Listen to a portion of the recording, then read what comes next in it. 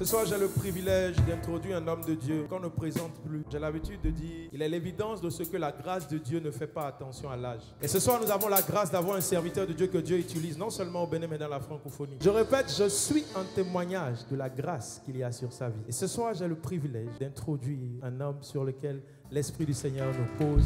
Je veux inviter l'évangéliste Héribert Donald. Est-ce qu'on peut acclamer Jésus pour sa vie? Yeshua, Yeshua, Yeshua. Est-ce qu'on peut lever nos mains et dire Yeshua, Yeshua, oh Yeshua, Yeshua, Yeshua. Ce soir nous voulons que tu sois honoré. Ce soir nous voulons que tu sois le seul respecté. Prends la place de nos cœurs, prends la place de nos vies. Sois le seul, élevé, glorifié. Sois le seul, Seigneur. Nous nous humilions devant ta présence. Nous nous attendons à toi, Saint-Esprit de Dieu. Vis de nous-mêmes. Vis de nous-mêmes. Et prends toute la place. Nous te supplions. Prends toute la place. Nous te supplions. Prends toute la place. Nous te supplions. Yeshua, Yeshua, Yeshua, Yeshua, Yeshua, Yeshua.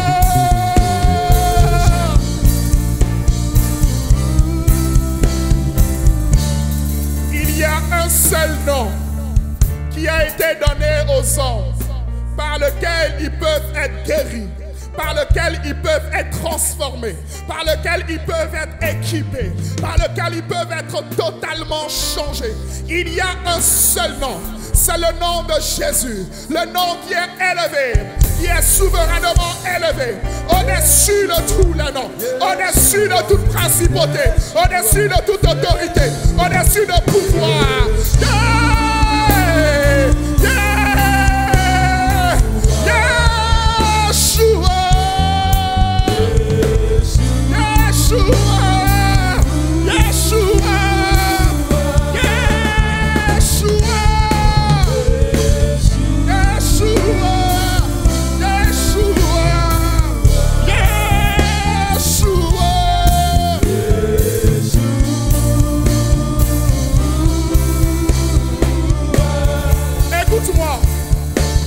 Écoute-moi, le fait que tu sois encore là ce soir, c'est aussi le signe que le nom de Yeshua, c'est-à-dire le nom de Jésus, a eu le dessus dans ta vie. Parce que cette année, il y a eu un nom qui a été célèbre dans le monde entier. Il y a un nom que tous les hommes ont prononcé. Mais gloire à Dieu de ce que nous aussi, nous avons un nom. Car la parole de Dieu dit, le nom de l'Éternel est une tour forte. Elle est juste s'y réfugie. Yeshua, Yeshua, Yeshua, Yeshua, Yeshua, Yeshua, Yeshua, Makaterebosa, Yekaterebosa, Yeshua.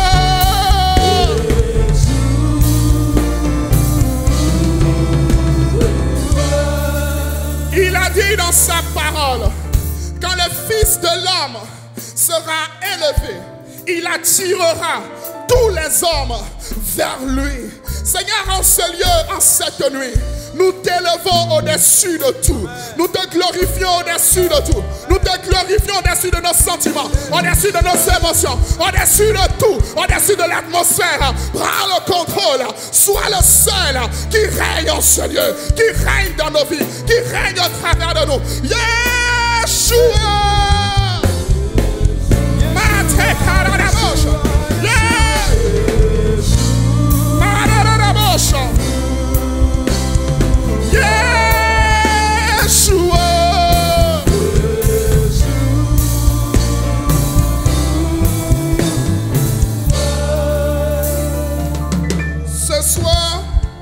ou du moins ce matin, qu'il nous soit fait selon ta parole.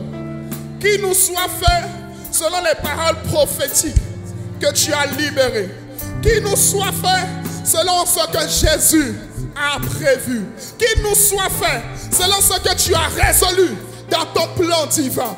Personne ne viendra arrêter, ne viendra stopper ce que tu as commencé ce soir. Nous prions que tu prennes le contrôle, que l'atmosphère soit saturée, que nos vies soient des vases au travers desquels tu te meus, au travers desquels tu te manifestes. Ce soir, prends nos cœurs, prends nos vies, prends tout de nous et manifeste-toi. Que ton onction coule, que ta grâce coule, que ta faveur coule et que ta présence soit manifeste. Au nom de Jésus, est-ce qu'on peut acclamer, acclamer, acclamer Yeshua, Yeshua, Yeshua,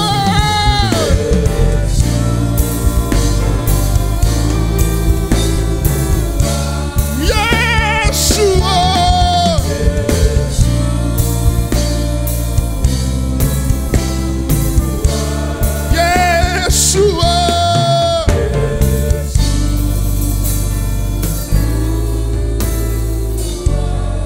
Ce soir, que seul Jésus soit connu, exalté, glorifié, que je sois effacé, que tu sois vu, que je sois effacé et que Jésus soit vu.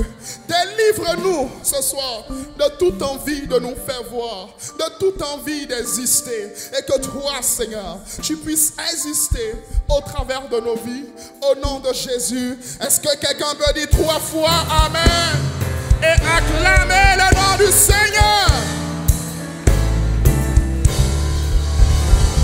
Amen.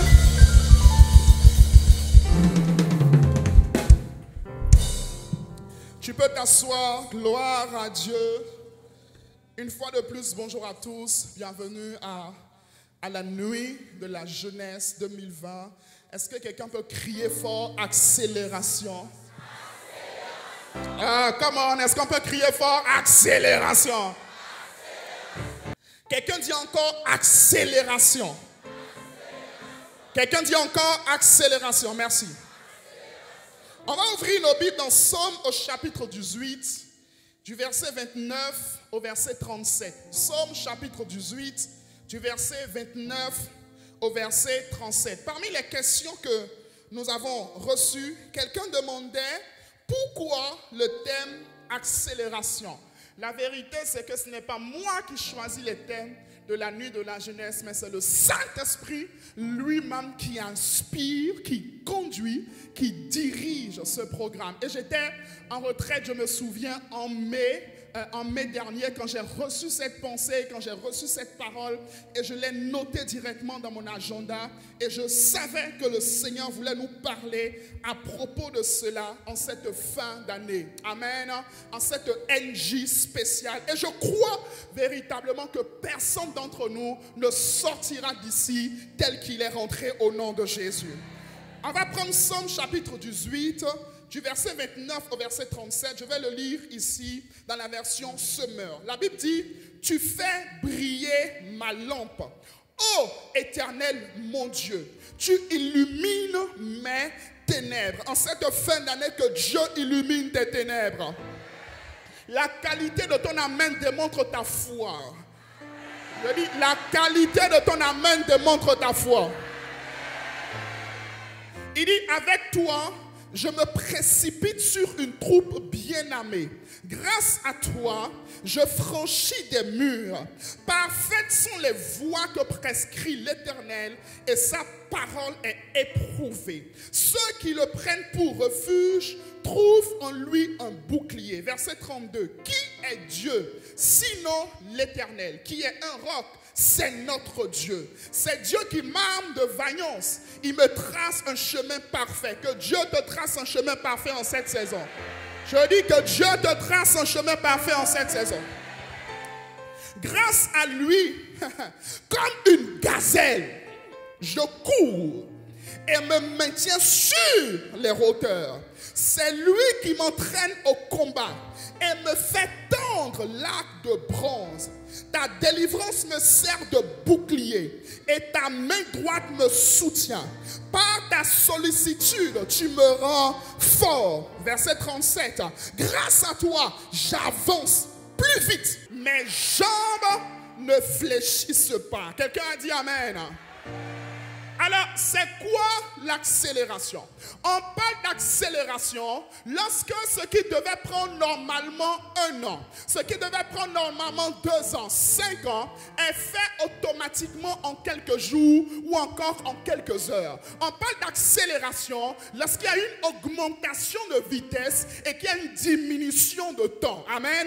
Donc, lorsque Dieu envoie cette parole en cette fin d'année qui a été difficile, en cette année qui a été compliquée, en cette année qui a été difficile pour la jeunesse, lorsque Dieu envoie cette parole, c'est parce qu'il veut accélérer, c'est parce qu'il veut augmenter notre vitesse et diminuer le temps que nous faisions avant pour pouvoir atteindre, pour pouvoir accomplir des choses. Quelqu'un dit amen. Dans la dimension de l'accélération, vous ne durez plus. Dans la dimension de l'accélération, vous n'attendez plus les choses longtemps. Dans la dimension de l'accélération, vous n'êtes plus en retard. Dans la dimension de l'accélération, là où on a dit, il faut 5 ans pour la promotion, il faut 10 ans pour la promotion. Dans la dimension de l'accélération, cela ne vous prend pas 5 ans, cela ne vous prend pas 10 ans, cela peut vous prendre 1 seule année. Quelqu'un a dit amen. Dans le passage que nous avons lu tout à l'heure, la Bible dit grâce à toi, j'avance plus vite. En d'autres termes, grâce à toi, j'accélère. Mais la vérité, c'est quoi? C'est que Satan aussi a une accélération. Satan aussi a une accélération. Satan aussi accélère les hommes. Satan aussi donne la gloire. Satan aussi donne l'élévation. Satan aussi peut te donner une accélération. C'est pour cela qu'il ne s'agit pas simplement d'une accélération, mais il s'agit d'une accélération divine. Une accélération qui ne vient pas d'un homme, qui ne vient pas de l'ennemi, mais qui nous vient de Dieu. Lorsque l'accélération vient de Satan, en fait, cette accélération, elle va te coûter ta vie, elle va te coûter ton éternité. On dit, viens, tu vas faire le pacte, tu vas signer les choses, et puis subitement, tu vas monter en grade, tu vas monter en promotion. C'est de l'accélération, c'est vrai, mais ce n'est pas l'accélération qui vient de Dieu. Gloire à Dieu. Et vous savez, lorsque c'est Satan qui t'accélère, il te met sur les hauteurs, et puis du jour au lendemain, tu bascules et tu te retrouves plus bas que terre. Lorsque Satan te donne quelque chose, ce n'est pas bon de cœur. S'il te donne quelque chose, c'est qu'il t'a pris ce qui n'a pas de prix. Voilà pourquoi il ne s'agit pas de dire, ok, c'est une dimension d'accélération, on a parlé d'accélération. Donc, toutes les occasions qui vont venir, je vais sauter dessus. Non, attention, il faut comprendre que lorsqu'il y a un original, il y a une photocopie. Donc, fais attention, sois vigilant, ouvre tes yeux. L'accélération dont Dieu nous parle en cette saison doit venir de lui. C'est pour cela qu'il dit dans le Psaume, chapitre 37, il ne dit pas seulement, grâce à toi, j'avance plus vite. Il ne s'arrête pas là, non. Il dit, grâce à toi, j'avance plus vite. Et tu fais quoi? Mes jambes ne fléchissent pas. C'est-à-dire que dans la dimension de l'accélération, je ne tombe pas. Ce n'est pas une accélération qui va te rendre impudique. Ce n'est pas une accélération qui va te rendre impoli. Ce n'est pas une accélération qui va te rendre orgueilleux. Ce n'est pas une accélération qui va te faire fléchir. Non, c'est une accélération dans laquelle tu tiendras debout. Tu tiendras ferme. Même quand tu seras élevé, tu resteras humble. Même quand tu compteras des millions, tu resteras humble. Même quand tu compteras des millions, quand tu vas venir dans la présence de Dieu, tu ne seras jamais monsieur, tu ne seras jamais madame, tu resteras toujours le fils de Dieu. Même dans la richesse, tu seras capable de te coucher par terre et de dire Seigneur, Seigneur, prends la gloire. C'est de ça qu'il s'agit. Il ne s'agit pas d'une accélération pour nous faire perdre, non. Il s'agit d'une accélération pour montrer ce que Dieu peut faire au travers d'un homme ou d'une femme qui se consacre à lui. Il s'agit d'une accélération pour nous montrer ce que Dieu veut faire dans cette saison au travers de cette jeunesse que tu es. Il s'agit d'une accélération pour nous montrer que Dieu continue toujours d'élever des hommes et des femmes. Dieu continue Dieu est toujours dans le business de l'élévation. Tu n'as pas entendu ton amen? Dieu est toujours dans le business de l'élévation. Parce que parfois, Satan, il va te faire miroiter la gloire. Il va te dire, regarde, regarde, regarde, je t'élève. Non, Satan n'élève pas. Vous savez, l'ennemi ne va jamais prendre quelqu'un, il ne va pas aller dans les bas quartiers pour aller recruter des gens, pour les élever. Non. Il va partir dans les écoles d'élite. Et il va dire, signez un pacte avec moi et je vais vous élever. Mais la vérité, c'est que cette personne, elle a déjà une étoile, elle est déjà une star. Dieu l'a déjà préparée pour quelque chose. Mais l'ennemi, en fait, le devance pour pouvoir court-circuiter son plan. Mais dans ta vie, il a échoué au nom de Jésus. Quelqu'un a dit amen bien. Maintenant, la question, en fait, c'est ça. On est en 2020. On a eu le Covid, on a eu des problèmes, on a eu des difficultés. C'était chaud sur tout le monde. Mais pourquoi est-ce que dans cette situation, Dieu nous parle d'accélération? C'est la question. En fait, je vais te dire une chose. Dieu ne dépend pas des circonstances humaines, des circonstances terrestres. Dieu ne connaît pas la crise. Je n'ai pas entendu ton amen. Le royaume de Dieu est le seul royaume où il n'y a jamais de crise. Et il n'en aura jamais. Cela veut dire en fait quoi? Toi et moi, la Bible dit que nous sommes assis. Nous sommes assis dans les lieux célestes. Cela veut dire que je suis sur terre. Tu vois mon corps, c'est vrai. Je suis là, je suis présent. Mais en fait, je suis assis en lui. Donc j'appartiens à un royaume. J'appartiens à un royaume qui n'est pas un royaume terrestre. C'est un royaume céleste. Et parce que c'est un royaume céleste, je fonctionne selon le ciel. Je ne fonctionne pas selon le coronavirus. Je ne fonctionne pas selon les crises économiques. Je ne fonctionne pas selon les crises sanitaires. Dans la crise, Dieu va créer la surprise. Je n'ai pas entendu la main de quelqu'un. Alléluia. Donc il y a trois raisons pour lesquelles Dieu nous parle d'accélération en cette fin d'année, qui nous introduit dans la nouvelle année. Premièrement, l'ennemi accélère ses plans en ces temps de la fin pour faire perdre plusieurs. L'ennemi accélère ses plans dans ces temps de la fin pour faire perdre plusieurs. Vous savez qu'une crise pareille vient sur la terre de manière accélérée et tue des milliers et des milliers de personnes. Voyez le nombre de milliers de personnes qui vont également en enfer. Ces personnes auraient pu être sauvées. Mais l'ennemi accélère ses plans pour pouvoir les faire rentrer rapidement. Mais gloire à Dieu de ce que Dieu aussi nous annonce ce soir, l'accélération de ses plans à lui.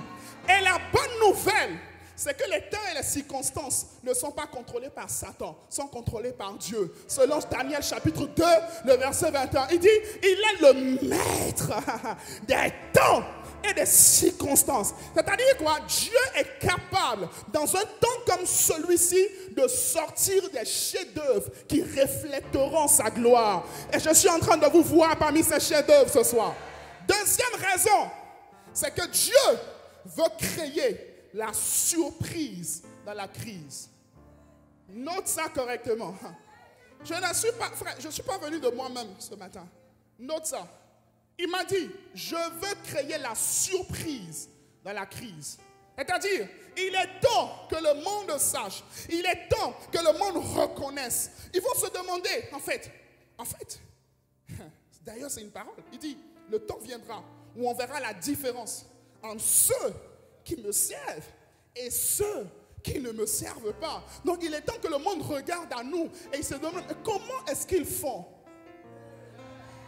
Comment est-ce qu'ils font? Je vous assure que ce que nous avons vécu cette année au niveau du mouvement Winners pendant cette crise, on ne l'avait jamais vécu auparavant. On ne l'avait jamais vécu auparavant. Le Seigneur nous a introduits en moins de 6 mois dans une dimension d'accélération extraordinaire. Et parce que tu es venu à cette nuit aujourd'hui, tu rentres également dans cette dimension. Cette même onction coule sur ta vie au nom de Jésus. Dieu va créer la surprise dans la crise. Ils vont se demander, mais pourquoi est-ce qu'ils prospèrent autant.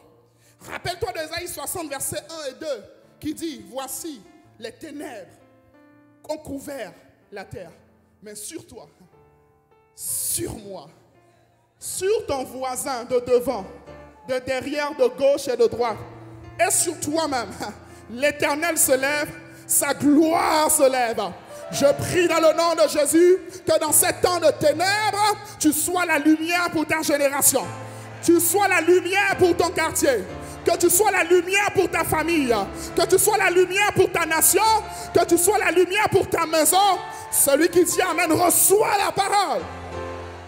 Troisième raison pour laquelle Dieu crée en cette saison l'accélération, c'est que Dieu veut restaurer pour ses enfants les années qu'ils ont perdues jusqu'ici. Parce que la vérité, c'est que beaucoup de personnes ont perdu des années. Ouais. Il m'a dit, beaucoup de mes enfants ont perdu des années, ont perdu du temps. Beaucoup d'entre eux ont été retardés par l'ennemi. Beaucoup d'entre eux, je sais que pour beaucoup, cette année n'a pas été facile. Je sais que pour beaucoup, les 2 dernières années, les 3 dernières années n'ont pas été faciles pour toi. Je sais que tu es venu ici ce soir dans un désert. Ça fait 6 mois que tu n'as pas un boulot stable. Ça fait 2 ans que tu n'as pas un boulot stable. Ça fait depuis 3 ans que tu devais te marier, mais tu n'y es pas encore arrivé. T'inquiète pas, tu es à la bonne place où l'Éternel a envoyé sa parole. Je dis, tu es à la bonne place où l'Éternel a envoyé la parole de l'accélération. Afin que ceux qui devaient prendre normalement 5 ans prennent maintenant 5 mois au nom de Jésus. Il m'a dit, je veux restaurer pour mes enfants les années perdues, les années difficiles, les années de souffrance. Parce que la vérité, beaucoup de personnes, ces dernières années n'ont pas été du tout de repos. Mais t'inquiète pas. Joël chapitre 2, le verset 25. Il le dit dans la version Semeur. Il dit, oui, je vous dédommage. Je vous dédommage. Tu sais qu'il y a des gens qui... Vous savez pourquoi il y a la fraude à l'assurance? Vous savez ce qu'on appelle la fraude à l'assurance? C'est-à-dire des gens qui créent des sinistres pour pouvoir prendre en fait un dédommagement. Pourquoi? Parce qu'un dédommagement est toujours important. Donc, en fait, là, ce n'est pas une compagnie d'assurance qui veut faire le dédommagement. Dieu, il dit, je vous dédommage. Écoute, il dit, je vous dédommage pour les années qu'ont dévoré les sauterelles, qu'ont dévoré les criquets, les grillons et les vols de sauterelles. Ma grande armée que j'ai envoyée contre vous, je vous dédommage. Rentre dans la saison du dédommagement divin. Que Dieu te dédommage en cette saison. Que Dieu te dédommage en cette saison. Là où tu avais été humilié, là où tu avais été rabaissé, là où on avait vu que tu étais petit, que Dieu te dédommage en cette saison. Celui qui en dit amen reçoit la parole. Alors, la question c'est, oui, je crois en ta parole. Je crois en la dimension de l'accélération. Mais Seigneur, quelle est ma part? Dis avec moi, quelle est ma part? Dis avec moi, quelle est ma part? Je sais que tu n'es point un homme pour mentir. Nombre chapitre 23, le verset 19 nous le dit. Il n'est point un homme pour mentir, ni le fils de l'homme pour se repentir. Ce qu'il a dit, il va faire quoi? Il va l'accomplir. Mais le problème en fait c'est quoi? Lorsque Dieu envoie sa parole, il a besoin d'hommes et de femmes qui collaborent avec sa parole pour pouvoir faire accomplir ses desseins sur la terre. S'il y a une parole prophétique qui n'est pas accomplie, c'est parce que Dieu n'a pas trouvé de collaborateurs sur la terre. Parce qu'il dit, les cieux sont les cieux de l'Éternel, mais il a donné la terre au Fils de l'homme. Cela veut dire en fait que Dieu a les cieux et Dieu a donné la terre aux hommes. Donc quand Dieu parle d'accélération, quand il nous envoie une parole prophétique comme celle-ci, c'est que nous aussi, nous avons notre part à jouer. Nous avons également quelque chose à faire pour pouvoir activer cette dimension d'accélération. Est-ce que tu es ensemble avec moi ce soir? Est-ce que tu es ensemble avec moi ce soir? Je vais partager avec toi 5 choses, rapidement, 5 choses par rapport, ou du moins 5 choses qui constituent en fait ta part, ma part à moi, dans l'accélération. Premièrement, tu dois rejeter tout fardeau et tout péché et te focaliser sur Jésus. Premièrement, tu dois rejeter tout fardeau et tout péché et te focaliser sur Jésus pour pouvoir vivre l'accélération. Hébreux chapitre 12, le verset 1er, la Bible dit, nous donc aussi, puisque nous sommes environnés d'une si grande nuée de témoins, rejetons tout fardeau et le péché qui nous enveloppe si facilement et courons avec persévérance dans la carrière qui nous est ouverte. Ayant le regard fixé sur Jésus, le chef et le consommateur de notre foi. Quelqu'un dit Amen. Quelqu'un dit Amen. En fait, là, on voit deux mots-clés. On voit les fardeaux et on voit le péché. C'est pas la même chose. C'est pas la même chose. Un fardeau, en fait, c'est quoi? C'est quelque chose qui vous pèse. C'est quelque chose que vous gardez. C'est quelque chose qui vous empêche d'avancer. Un fardeau, ça peut être des lourdeurs par rapport au passé. Ça peut être la culpabilité par rapport au passé. Ça peut être le manque de pardon. Ça peut être des regrets, des déceptions amoureuses.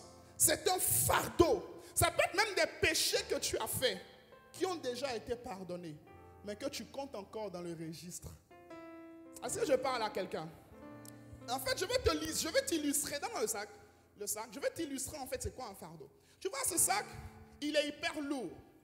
Et dans la dimension de l'accélération en fait, Dieu veut te faire courir dans le couloir de ta destinée. Mais le problème en fait c'est quoi? Tant que tu ne déposes pas le fardeau, attends je te montre.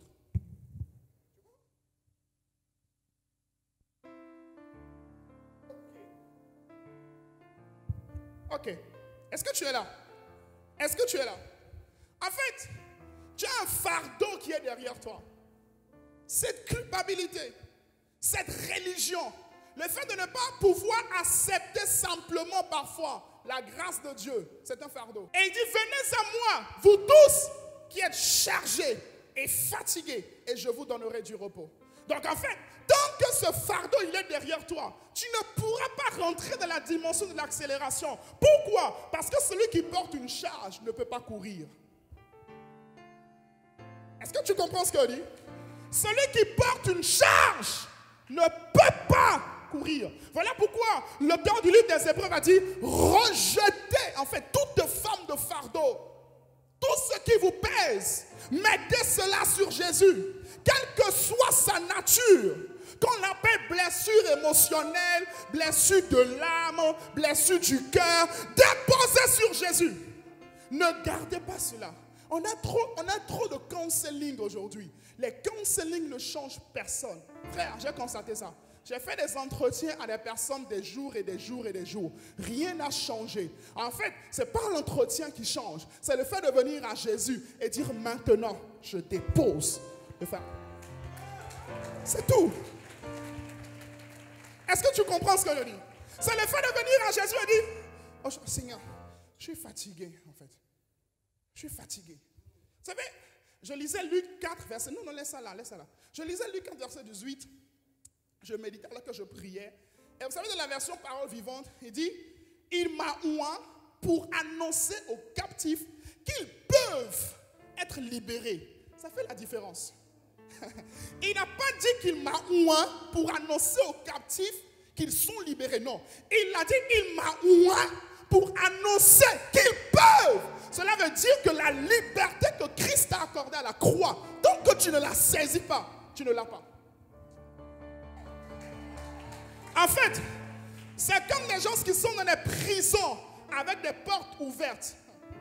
Tant que tu ne sors pas, même si la porte est ouverte, tant que tu ne sors pas de la prison, tu es toujours un prisonnier. Aujourd'hui, sors de la prison dont les portes sont ouvertes. Jésus a déjà brisé les verrous de fer. Il l'a fait depuis 2000 ans. Sors de là! Je n'ai pas entendu ton amen. Je n'ai pas entendu ton amen. Tu veux rentrer dans l'accélération par rapport au mariage, mais tu as toujours le souvenir de tous tes ex. C'est un fardeau, frère. C'est un fardeau. C'est un Jean m'a laissé. Tu viens en entretien. Vraiment évangéliste, vraiment. Jean, j'ai vu Jean. 2015. Jean, hein? C'était beau. Jean! Et puis un jour, sans prévenir, on ne sait pas ce qui s'est passé. Et Jean est parti. Après, évangéliste, c'est pas fini. Attends, évangéliste. Il reste Paul. Paul est venu. Et subitement, Paul s'est marié à une autre personne. Je ne sais pas ce qui s'est passé. Évangéliste, là où je suis fatigué. Non, oublie Jean, oublie Paul. Dépose le fardeau. Je dis dépose le fardeau. On m'a licencié, on m'a rejeté, rien ne marche dans ma vie. Dépose le fardeau. Je dis dépose le fardeau. Et arrête de te nourrir des choses qui tolèrent les fardeaux. Qui te disent, tu vois, non, c'est normal. C'est normal que tu te sentes comme ça. C'est normal que tu vois. Non, en fait, c'est parce que ta mère t'a laissé. C'est parce que ton père t'a laissé. En fait, c'est pour ça que tu sens. Tu vois, tout, ma fille, tu vois, sans. Non, la Bible dit, ayez en vous les sentiments qui étaient en Jésus-Christ. S'il y a un sentiment qui est dans mon cœur, quel que soit mon passé, quelle que soit mon enfance, je dis, tu n'as pas le droit. Tu n'as pas le droit de rester ici. Tu n'as pas le droit. Écoute, je ne suis pas en train de te dire que les blessures émotionnelles, toutes ces choses, il faut les piétiner. Non, je te dis, prends la parole et mange-la crue. Il est temps de manger la parole crue. Il dit, vous allez purifier vos âmes par l'obéissance à la vérité. Pas par le counseling. Non, par l'obéissance à la vérité. En fait, moi, quand je rentre dans une relation, je ne sais pas aimer, je ne sais pas faire ceci. Apprends. Dépose le fardeau que tu as porté depuis des années. Dépose-le ce soir parce que Dieu veut te faire entrer dans une dimension d'accélération. Je n'ai pas entendu la main de quelqu'un. Je n'ai pas entendu la main de quelqu'un. Arrête de tolérer ce que Dieu ne tolère pas. Il dit, il est venu pour annoncer aux captifs qu'ils peuvent être libres. Le problème, c'est que beaucoup de personnes disent, Seigneur, viens me délivrer. Seigneur, délivre-moi. Hey.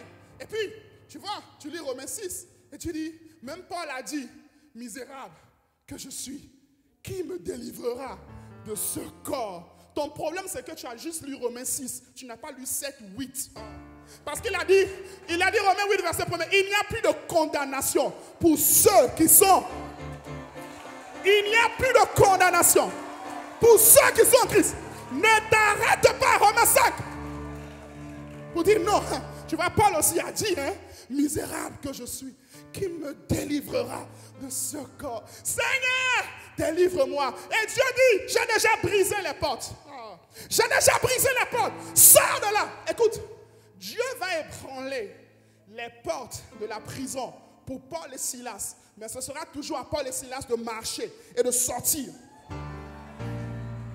Il dit, ce sera toujours à eux de marcher et de sortir. Même quand l'ange est venu voir Pierre, si Pierre n'a pas marché avec l'ange, Pierre allait rester dans la prison et on allait quand même le décapiter. Le problème de beaucoup de personnes, c'est qu'ils sont toujours dans des prisons que le Seigneur a déjà brisées, dont le Seigneur a déjà brisé les verrous. Il garde toujours les fardeaux, il garde toujours les poids. C'est ça qui te bloque. Mais aujourd'hui, parce que tu es là, c'est la fin au nom de Jésus. Je dis c'est la fin au nom de Jésus. Ah, moi, personne ne m'a jamais aimé. Évangéliste, vous me voyez comme ça.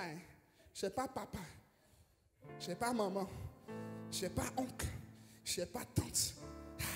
Mais gloire à Dieu, ma soeur, tu sais, la Bible dit, même si ton père et ta mère t'ont abandonné, moi,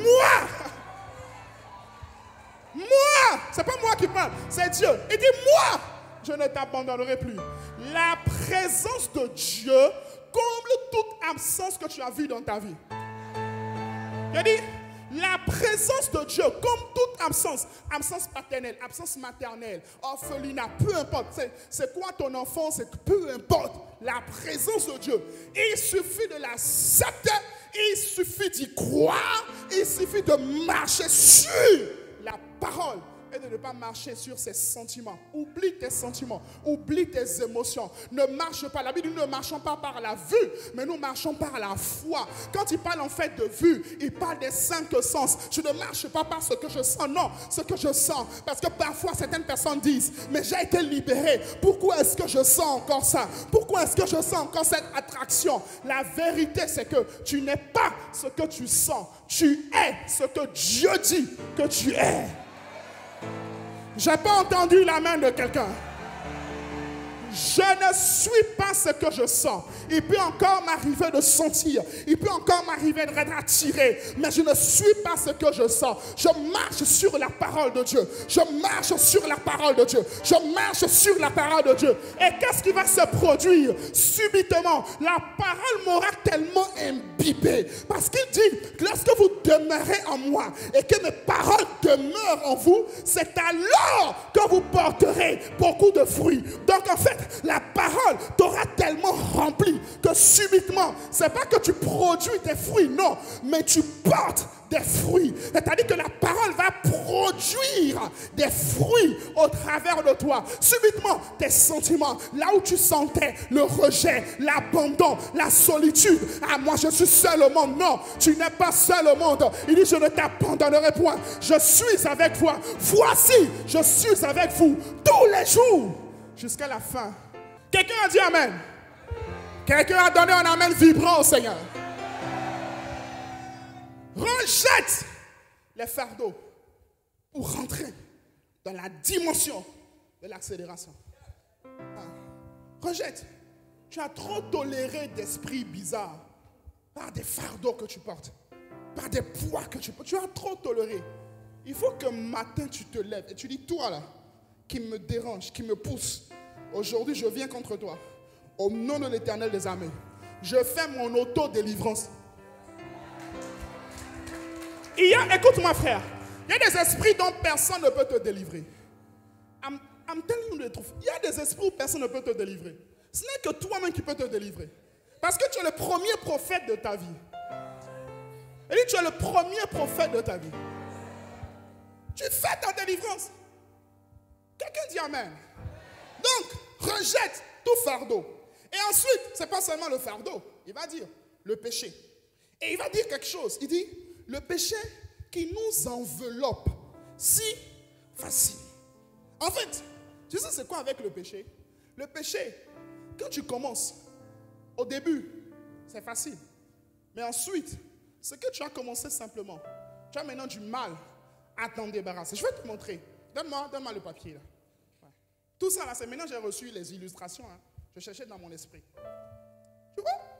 Le péché en fait c'est quoi? C'est comme, tu vois, ce papier là. Au début, tu l'as juste en main, en fait. Tu tiens juste. Tu as l'impression que tu tiens encore la situation. Tu contrôles encore la situation. C'est pour cela que Joseph, lorsque devant la femme de Potiphar est venue, il n'a même pas cédé une seule fois.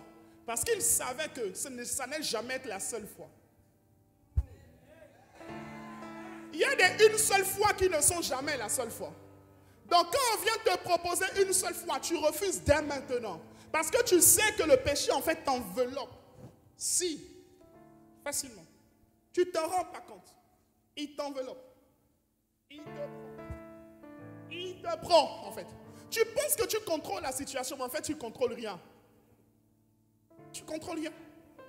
Il t'enveloppe. C'est facilement. Et puis subitement, ce qui était saint, tellement le péché l'a enveloppé, qu'il commence à croire qu'en fait, tu vois, ça c'est pas un vrai péché.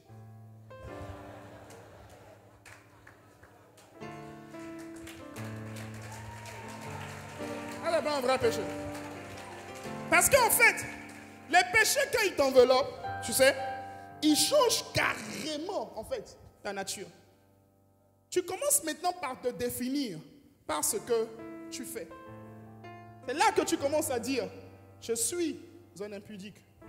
En fait, Tu n'es pas un impudique. Tu es un enfant de Dieu, enveloppé par l'impudicité. Ce n'est pas la même chose. Tu ne l'es pas. Est-ce que je suis devenu le papier? Non. Le papier m'a enveloppé. Il dit en fait, rejetons le péché qui enveloppe si facilement. Voilà pourquoi il dit en fait, l'apôtre Paul va toujours dire, il dit que nous ne devons pas suivre les mauvaises compagnies. Pourquoi? Parce que par la mauvaise compagnie, le péché peut commencer à t'envelopper. Là où ce que hier tu rejetais automatiquement, tu commences à l'accepter progressivement.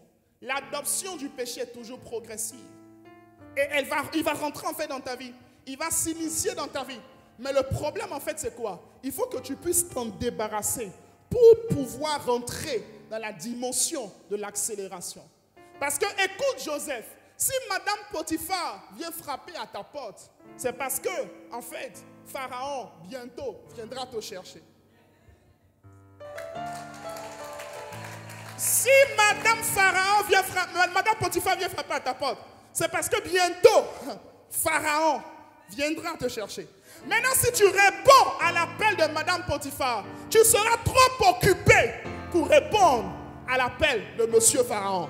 Donc, l'appel de Monsieur Pharaon, c'est l'appel auquel tu dois répondre dans une dimension d'accélération. Parce qu'il y a une accélération là. Le matin, le gars se réveille. Il se réveille en prison. Il est prisonnier comme tout le monde. Et puis le soir, le matin, c'est un prisonnier. Le matin, c'est un gars qui n'était pas libre de ses mouvements. Ça, c'était le matin. Je dis ça, c'était le matin. Cela te montre qu'en 24 heures, Dieu est capable de changer une histoire. Quelqu'un a dit accélération. Quelqu'un a dit accélération. Quelqu'un a dit accélération. Donc, quand Madame Potiphar t'appelle, dis non. Madame Potiphar, dis non. Pourquoi? Parce que c'est à l'appel de Pharaon. C'est dans l'appel de Pharaon que Jacob ou encore Israël, qui est ton père, sera sauvé de la famine. C'est lorsque tu seras prêt pour répondre à l'appel de Pharaon qu'en fait, tes frères viendront te trouver en Égypte. Et subitement, la prophétie que tu avais reçue depuis le début, elle va maintenant prendre un sens. Donc, n'accepte pas le péché qui t'enveloppe si facilement. Non, refuse, déchire, enlève. La Bible dit, par le sacrifice de Jésus, le péché n'a plus de pouvoir sur nos vies. L'apôtre Paul va dire dans Romains chapitre 8, il dit, regardez-vous comme étant morts au péché et n'obéissez plus à ses convoitises. Quand le péché vient, tu dis bye bye. Il y a 2000 ans, ton affaire avait été réglée à la croix. Je n'étais même pas là, mais Christ a pensé à moi. Il dit, il a porté vos fautes, il a porté vos condamnations, il a porté votre péché pour que vous soyez libres. Appelle-moi comme tu veux, je ne répondrai pas. Je ne répondrai pas. Lève-toi et dis, je ne répondrai pas. Lève-toi et dis, je ne répondrai pas. Quelqu'un dit amen. Il dit, rejetez tout fardeau et le péché qui vous enveloppe, qui vous cerne, qui vous tient. Parfois, tu as l'impression que ton corps ne t'appartient plus. Pourquoi? Parce que le péché t'a enveloppé. Mais t'inquiète pas. Le sang de Jésus est le seul sang qui ne se périme pas. Depuis 2000 ans, il était toujours en fonction et il est toujours en fonction aujourd'hui. Toi qui es ici, même si le péché t'avait déjà environné, au nom de Jésus, après ce programme, alors que tu es sous cette onction, alors que tu entends le son de ma voix, tous ces liens sont brisés au nom de Jésus. Tous ces liens sont brisés au nom de Jésus. Quelles que soient les oppressions et les possessions démoniaques, les maris de nuit, les femmes de nuit, les addictions, addiction à la pornographie, addiction à la cigarette, addiction au mensonge, je ordonne au nom de Jésus que ces jougs soient brisés. Quelqu'un a dit amen. Quelqu'un a dit amen. Nous devons rejeter toute forme de fardeau et le péché qui nous enveloppe si facilement. Ensuite, afin de courir avec persévérance. Mais il dit quelque chose qui est très important. Dans la carrière qui nous est ouverte. Mais il dit quelque chose qui est très important. Ayant les regards fixés sur Jésus. C'est profond. Courons. C'est-à-dire, dans la dimension de l'accélération, rejette le fardeau, rejette le péché et garde les regards fixés sur Jésus. Là, ce n'est pas Jésus, hein? Non, c'est juste une croix, mais qui symbolise Jésus. Il dit, regarde, garde les regards fixés sur Jésus. Les regards fixés sur lui et sur lui seul. Parce que vous savez, la Bible dit que le serpent d'airain a été élevé dans le désert avec Moïse. Et quiconque était mordu par un serpent et regardait au serpent d'airain, subitement, cette personne était guérie.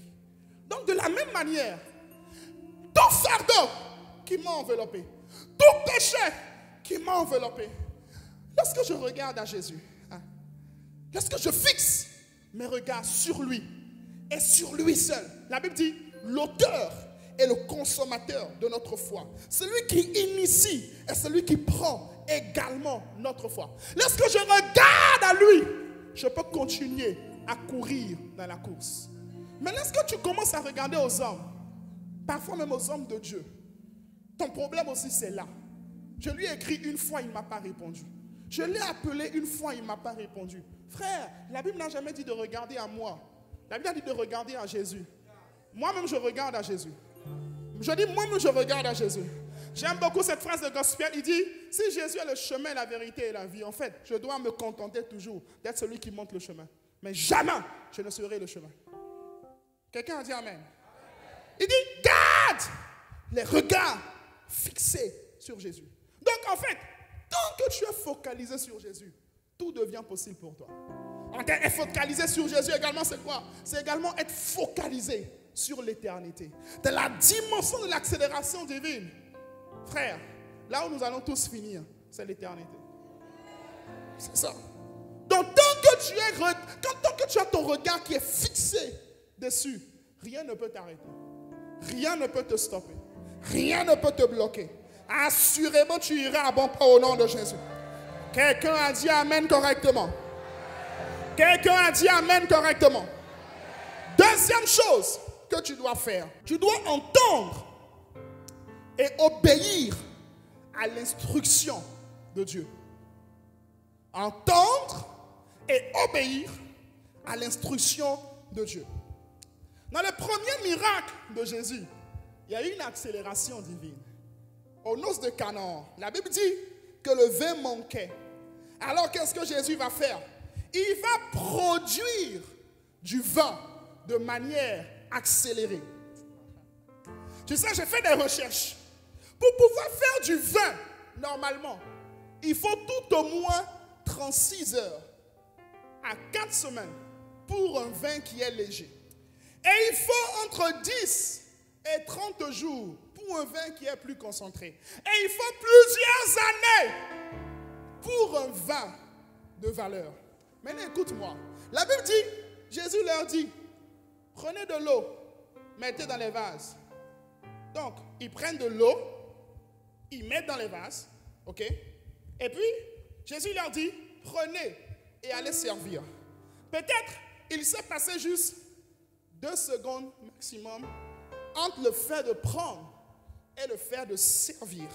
Mais entre ces deux temps, ce qui devait prendre 4 semaines,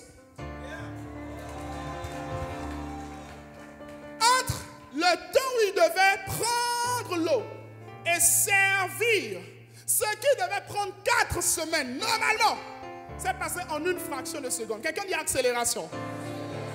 Mais ce n'est pas fini. On dit, quand ils ont bu le vin, ils ont dit, mais tiens, ce vin, c'est un vin de meilleure qualité. Cela veut dire qu'on peut dire que le vin que Jésus a produit était un grand cru. Je n'ai pas entendu ton amen. Ils disent que le vin, c'est pas moi qui l'ai dit.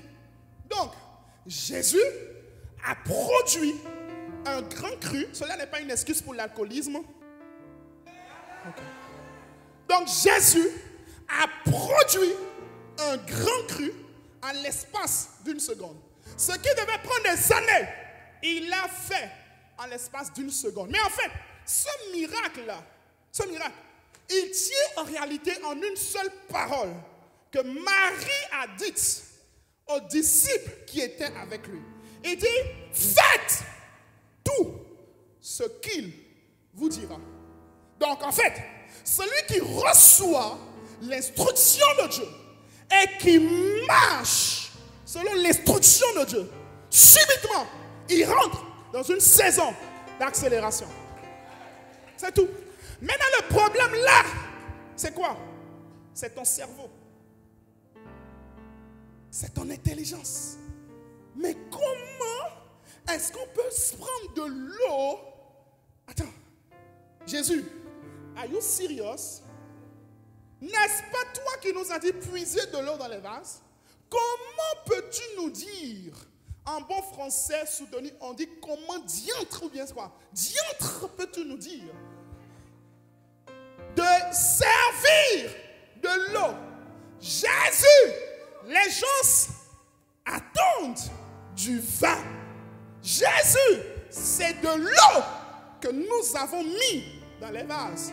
Comment peux-tu nous dire de servir de l'eau aux gens alors qu'ils attendent du vin? La vérité, c'est que ça, ce n'est pas ton problème.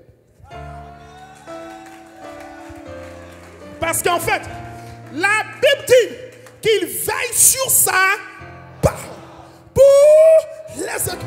Donc cela veut dire que quiconque marche sur la parole de Dieu engage Dieu lui-même. Quiconque a reçu l'instruction de Dieu et qui marche selon sa parole engage Dieu lui-même. Et quand Dieu est engagé dans une histoire, mon frère, va te coucher, mets tes deux pieds en l'air.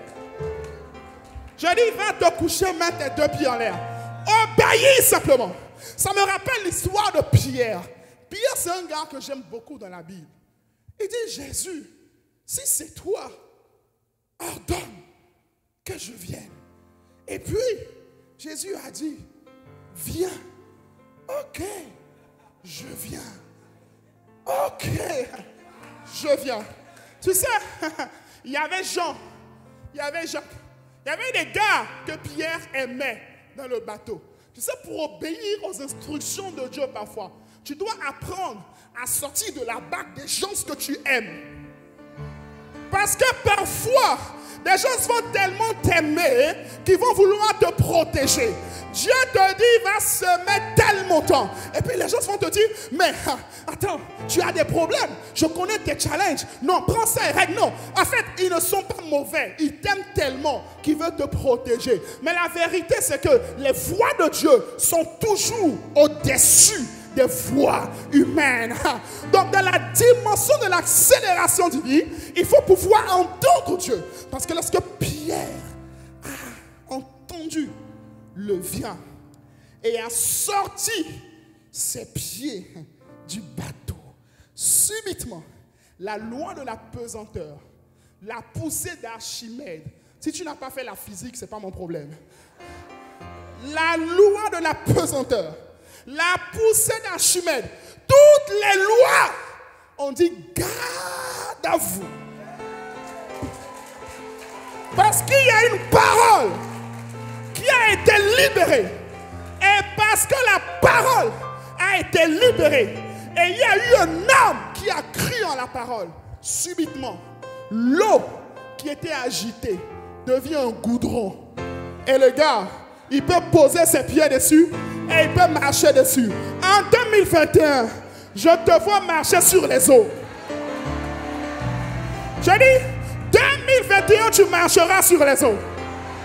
2021, tu vas obéir à Dieu comme un fou. Quelqu'un a dit Amen. Ton ton intelligence va te dire, c'est pas raisonnable. C'est pas raisonnable. Frère, Dieu n'est pas raisonnable. Je dis, Dieu n'est pas raisonnable. Je dis, Dieu n'est pas raisonnable. Tu sais, pour devenir médecin généraliste, il faut 7 ans d'études. Et il faut 4 ans, 5 ans pour devenir spécialiste peut-être des yeux, spécialiste des os, c'est-à-dire juste une partie sur 1000 du corps. Il faut environ 13 ans d'études. Maintenant, dis-moi, si quelqu'un doit faire 13 ans d'études pour étudier une toute petite partie du corps, comment est là encore, il n'a pas tout compris? Parce qu'il y a des cancers. Le médecin dit, I don't know that. Monsieur, je suis désolé pour vous. J'ai fait mes études à Harvard, mais pour ça, là, je ne connais pas. Maintenant, comment veux-tu comprendre celui qui a créé ce système?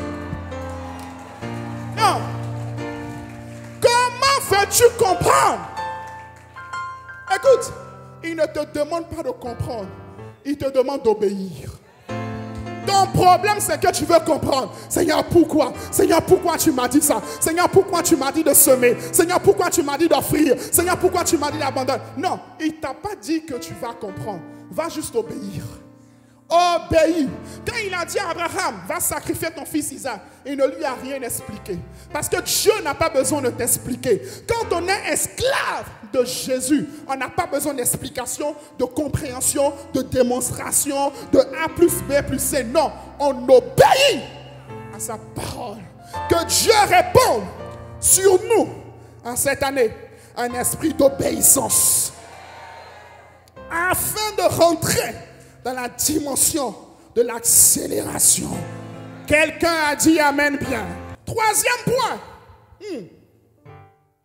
Pour vivre l'accélération, il faut que tu engages le ministère de la prière et que tu recherches de manière ardente la présence de Dieu. Je vais t'expliquer. On est toujours dans l'accélération, n'est-ce pas?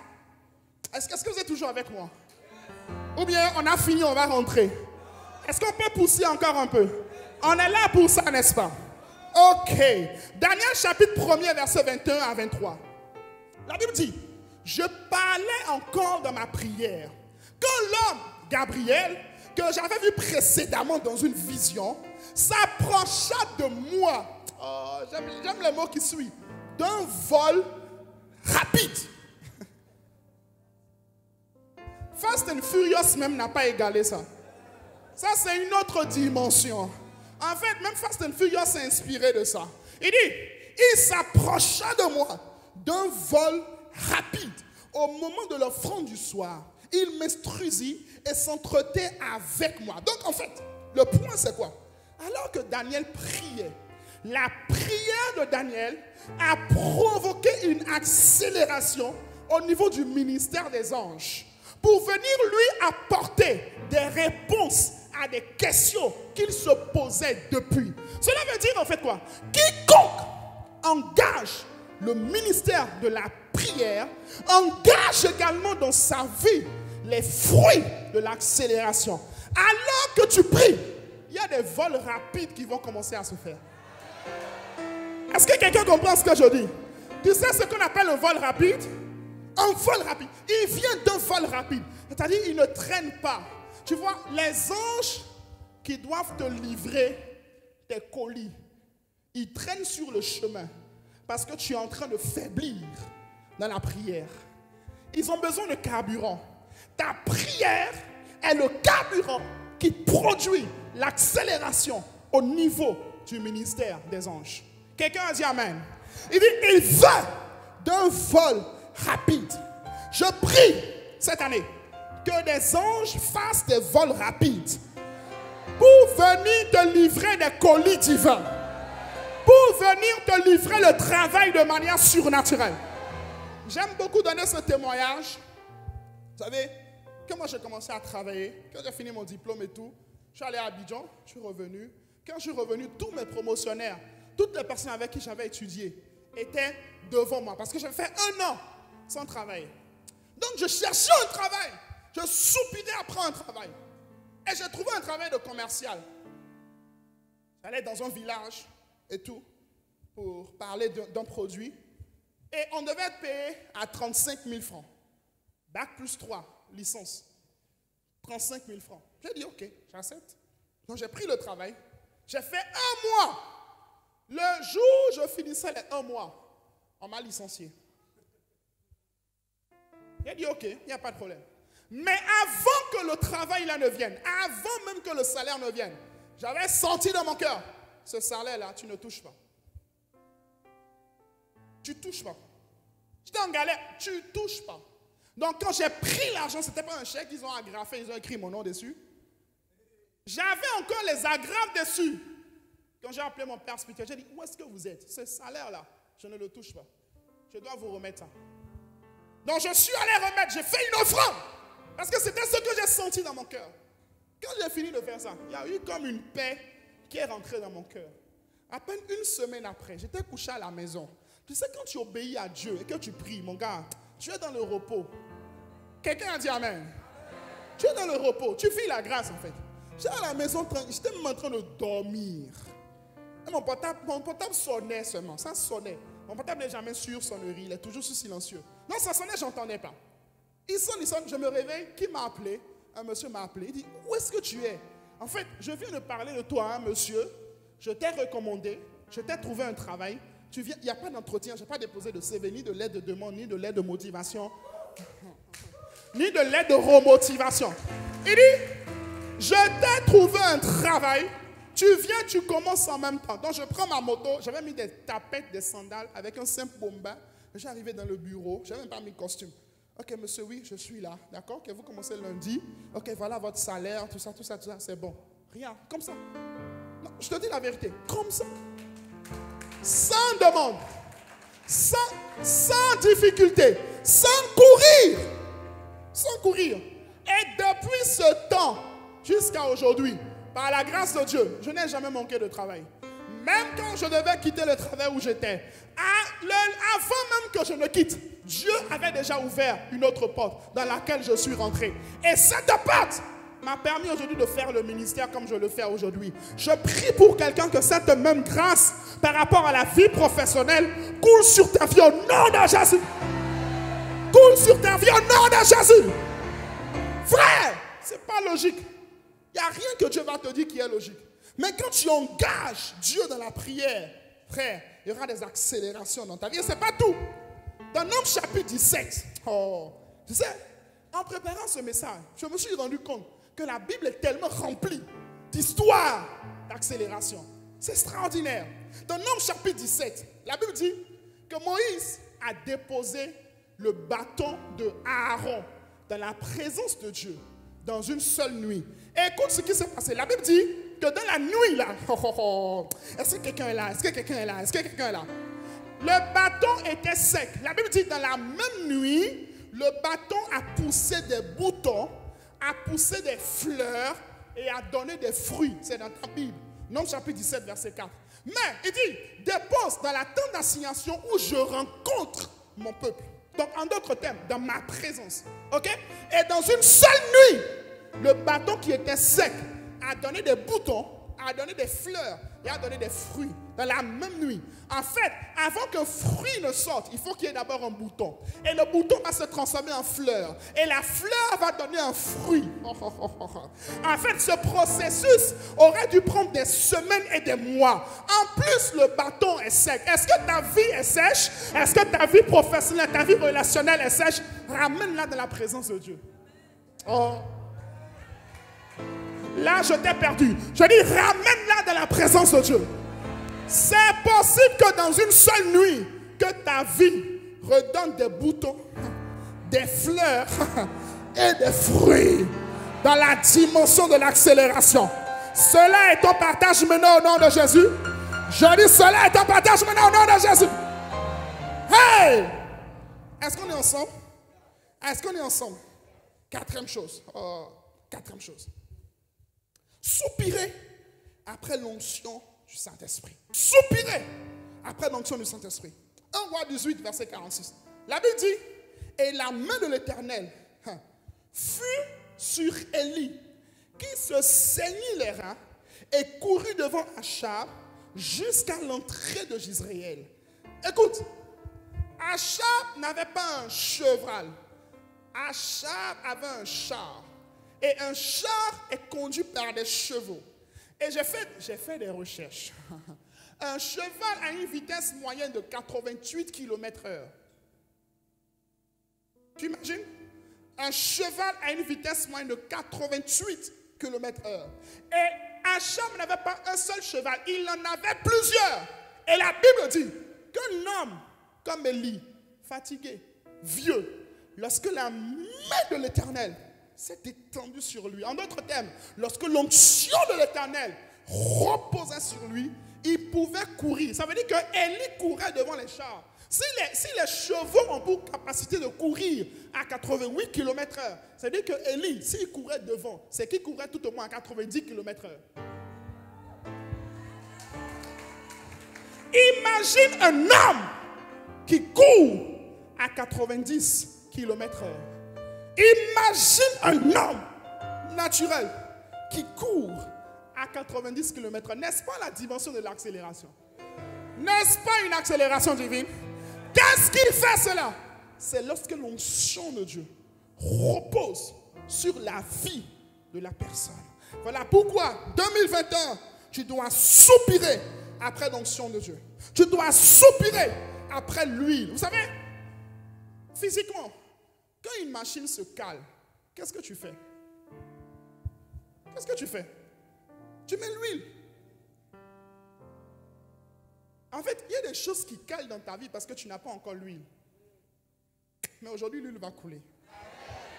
Non, avant que tu ne sors d'ici, ce n'est pas moi qui l'ai dit, c'est la Bible qui dit, il est bon pour les frères de demeurer ensemble, car c'est là que l'Éternel déverse son huile.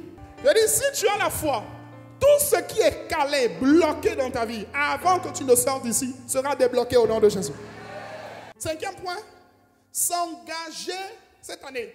Si tu veux vivre l'accélération divine, engage-toi dans l'évangélisation de manière active. Les personnes dont Dieu s'occupe le plus au monde, c'est ceux qui sont concernés par le business des âmes. Engage-toi dans l'évangélisation de manière active. Dans Actes chapitre 8, on voit l'histoire de Philippe, l'évangéliste, qui va recevoir l'instruction du Saint-Esprit et qui va partir parler en éthiopien.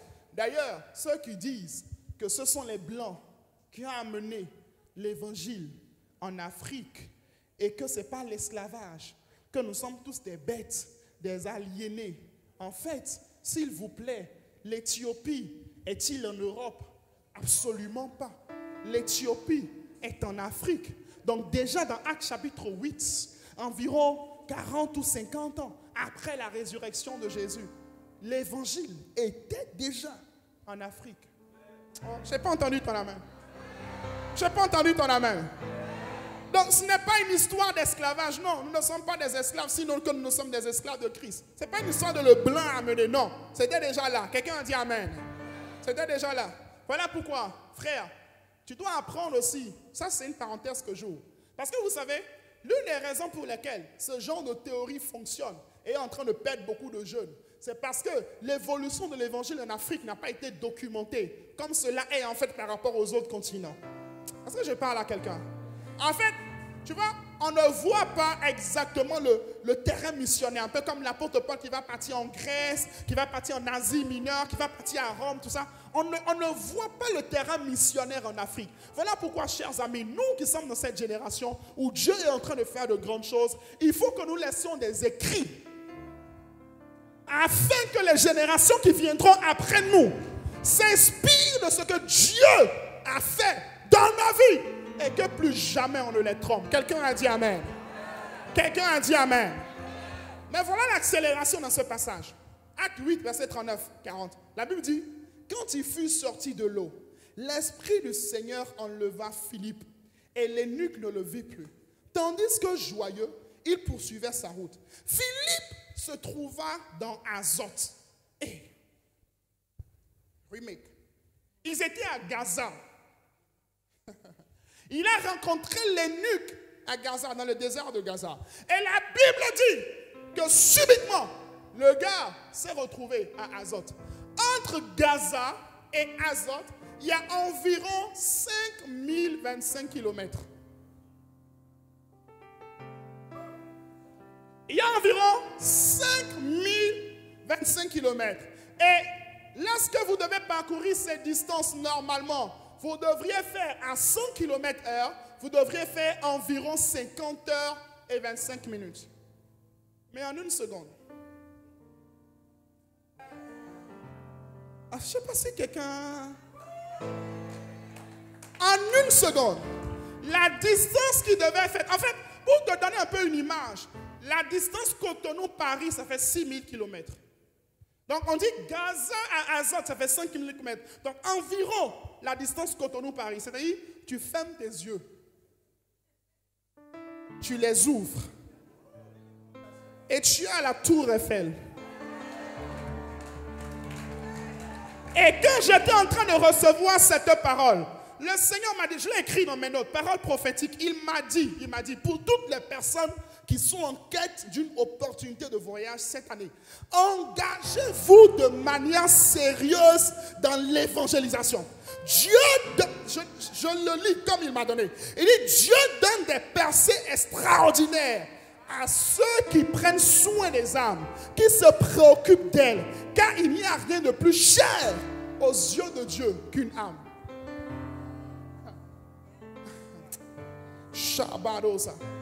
Il m'a dit, je veux vivre l'accélération cette année, occupe-toi des âmes. Va évangéliser, va parler de moi. Je suis capable de réduire, de compresser le temps, de réduire les distances pour des personnes qui se décident à donner leur vie, à livrer leur vie pour le salut de plusieurs. Le problème aujourd'hui, c'est quoi? C'est qu'on est dans un évangile humaniste. Occupe-toi de toi-même. Grandis. Écoute, il y a une dimension de maturité que tu n'atteindras jamais tant que tu ne prends pas soin des autres. Écoute, même dans le monde physique, il y a des postes de responsabilité dans les entreprises. On dit celui qui doit rester là. Il doit avoir un enfant, il doit avoir une femme. Vrai ou faux? Vrai ou faux?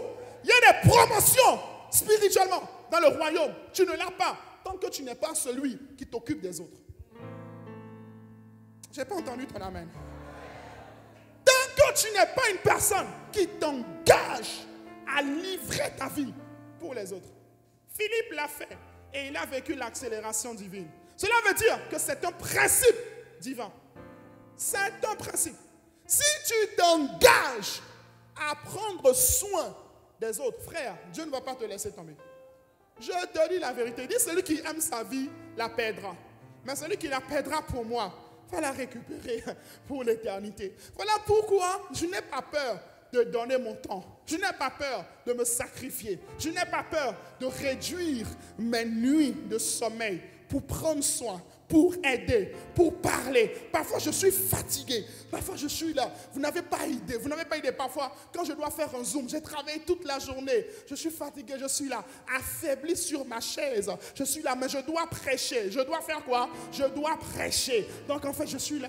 Et puis, je cherche la force. Pendant que le conducteur de prière, les 15 premières minutes, est en train de conduire la prière, je cherche le Seigneur. Seigneur, fortifie-moi. Et quand je commence, tu vois, l'onction de Dieu descend. Toi, tu es béni là-bas. Mais dès que ça s'arrête, moi je suis encore plus fatigué. Je vais me lever difficilement, je vais manger difficilement et je vais chercher à me coucher. Mais gloire à Dieu de ce que, alors que je paye le prix par la grâce de Dieu pour les autres, Dieu ne m'a jamais laissé tomber. Jamais. Jamais. Tu sais, il m'arrive rarement, il m'arrive rarement de prier pour mes propres besoins. Rarement. Très, très rarement. Mais je vois toujours la main de Dieu se manifester. Frère, dans les moindres détails, en fait, ça montre que dans les moindres détails de nos vies, alors que nous prenons soin des autres, Dieu prend soin de nous. Qu'est-ce que j'avais prévu faire après ce programme, alors que j'allais me retrouver? Elle est sortie de l'argent de ma poche et passait une commande pour pouvoir l'avoir. Mais Dieu a dit, mon fils, calme-toi. Je touche quelqu'un. La personne n'est même pas au Bénin. Elle n'est même pas au Bénin. Non. Il dit, je touche quelqu'un pour te bénir. Cela sera également ton partage. Voilà pourquoi j'ai compassion. Quand quelqu'un n'a pas le temps, ou du moins, la vérité c'est que personne n'a le temps. Personne n'a le temps. J'ai compassion lorsque je vois quelqu'un qui ne trouve pas du temps pour servir Dieu. J'ai compassion. Je dis, qu'est-ce qu'il est en train de rater? Pourquoi? Parce que dans le service est cachée l'accélération par rapport à ta vie. Pasteur Teddy a dit une chose l'année dernière. Il dit, il y a très peu de personnes qui répondent à l'appel de Dieu. C'est pourquoi le peu de personnes qui répondent à l'appel de Dieu seront chargées de grâce, seront chargées de faveur, seront chargées de percée. Donc en fait, quiconque décide, je vais prendre soin des autres, je vais servir, je vais me sacrifier, je vais sacrifier ma jeunesse. Est-ce que c'est facile, mon gars? C'est facile pour personne. Est-ce qu'on a des occupations? Nous tous, on a des occupations. Nous tous, on est fatigués. Mais c'est un choix que nous avons fait de nous tenir pour le Seigneur, d'être des soldats de Jésus-Christ, de prendre soin des âmes, d'évangéliser, de prêcher la parole du Seigneur, de se lever dans un pas de foi et d'organiser des plateformes qu'il faut, de payer le prix. On peut maigrir, on peut rester à jeun, mais on le fera quand même. Pourquoi? Parce que Dieu n'est débiteur de personne. Personne. La dimension de l'accélération divine est accessible à ceux-là qui décident de livrer leur vie comme un sacrifice vivant au Seigneur, afin qu'au travers d'eux, Dieu puisse transformer une multitude de nations. Je vais m'arrêter. Et puis, en fait, il y a une pensée qui vient dans mon esprit. Quelqu'un se dit, mais en fait, alors, je ne sais pas. Moi, je ne sais pas où je vais servir Dieu. La vérité, c'est que tu n'as pas besoin de savoir. Il faut que tu demandes autour de toi. Qu'est-ce que je peux faire? En quoi est-ce que je peux être utile? En quoi est-ce que je peux vous être utile? Parce qu'en fait, quand les gens se disent, Seigneur, je veux te servir. Même quand les gens se disent, mieux vaut servir Dieu que de servir les hommes. C'est un français spirituel. Parce que personne ne voit Dieu physiquement pour le servir. Nous servons tous Dieu au travers des hommes. Let me tell you the truth. Personne ne voit Dieu physiquement pour le servir. On sert tous Dieu au travers des hommes. Tu ne peux pas me dire que tu sers Dieu si tu ne sers pas les hommes. Donc en fait, tu dois chercher où est-ce que je peux être utile. Ton problème aussi en fait c'est quoi? C'est que tu veux être une locomotive. Tu veux être en fait la tête. Mais tout le monde n'est pas fait pour être la tête. Quelqu'un a dit amen. Tout le monde n'est pas fait pour être la tête. Tout le monde n'est pas fait pour être devant. Tout le monde n'est pas fait pour être dirigé. Non. Parce que quand on est devant, on reçoit beaucoup de coups. On reçoit beaucoup de problèmes. On reçoit beaucoup de difficultés. Je me rappelle, il y a quelques jours, alors que je prenais quelques jours de repos pour ce programme, j'étais allé dans on a pris une résidence et tout, et puis j'étais là. Et quand je suis venu avec ma maman, et puis je suis venu avec Tata Niké. Quand je montais, le gars qui a loué la résidence nous a vus. Et puis il appelle en fait Tata Niké, il fait, votre homme de Dieu là, il est vraiment venu se reposer. Il est monté avec 2 femmes. Non, il est monté avec 2 femmes. Frère, il est monté avec 2. Et puis il précise, mais il aime les femmes grosses, hein? Est-ce que quelqu'un comprend ce que je dis? Donc quand tu es devant, tu seras critiqué, tu seras calomnié. Les gens vont jeter des choses sur toi. Mais t'inquiète pas, ta récompense, elle commence sur terre. Mais la plus grande, elle est également dans l'éternité. Donc continue à te donner, continue à te livrer, continue à te positionner comme un sacrifice vivant. Et laisse le Seigneur se servir de toi. Pouvons-nous nous lever sur nos pieds ce matin et acclamer le Seigneur? Shadadabayata.